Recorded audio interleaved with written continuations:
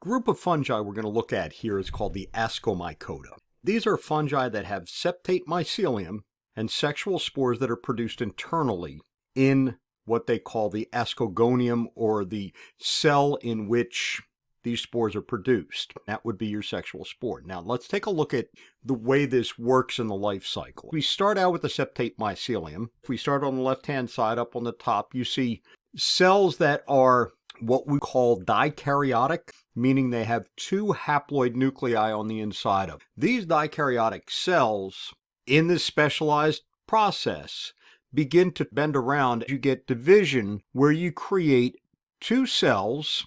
One cell will have one of each nucleus in it. The other ones will have a single, they will be haploid. The two nuclei come together, they fuse, meiosis followed by mitosis, or mitosis followed by meiosis, in which case you end up with 8 haploid spores. These haploid spores, by the time we get over to the right-hand side, form little cell walls around the outside of them. And as we do that, we now have 8 new sexually formed spores, because they went through this process of meiosis, and these are 8 haploid spores. So out of this, you get this process occurring. This occurs in a layer that's often called the hymenium. On this particular structure here, you can see the fuzzy little layer up on the top of it in a line-like format. You can see how it looks like a bunch of columns. If we look at it much closer, what we see is this. And in here you can see spores. If you count them, you'll find that they are in groups of 8. They are inside of these cells, so the cell would be an ascus, and these would be called ascospores. These spores are haploid.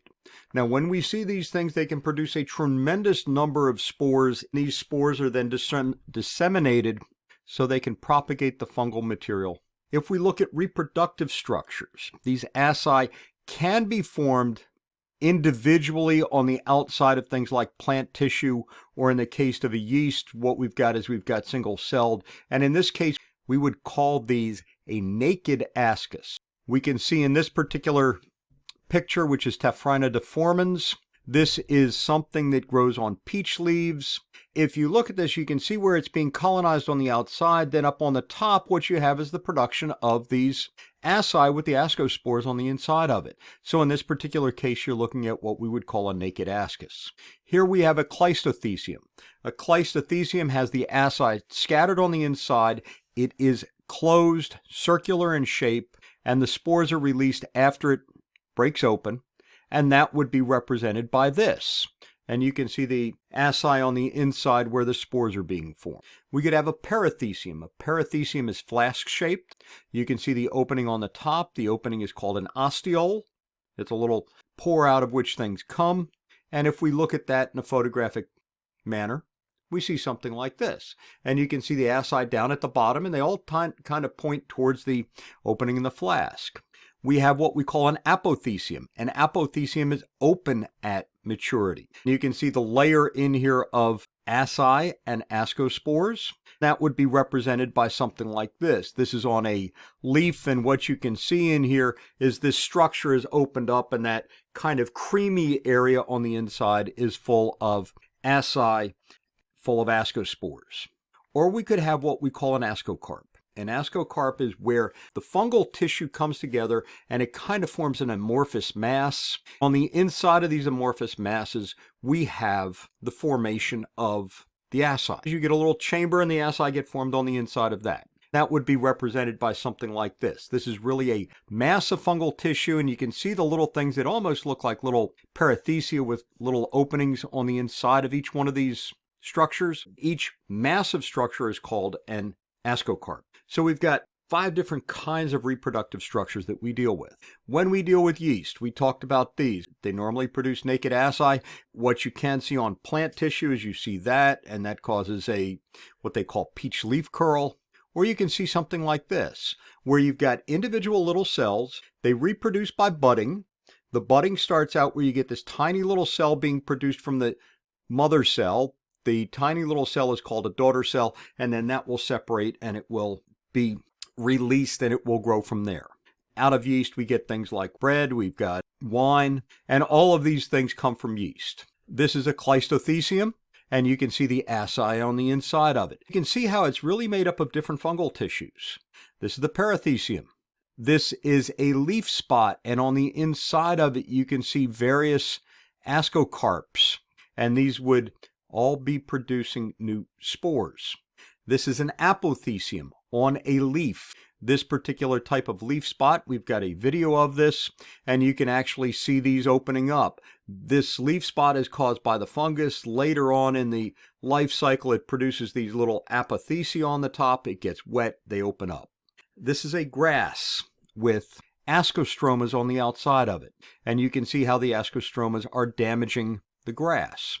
This is another leaf, and you can see the parathecia here. They actually formed in rings on this particular one. This is very nasty. This is Sclerotinia sclerotiorum on Brussels sprouts.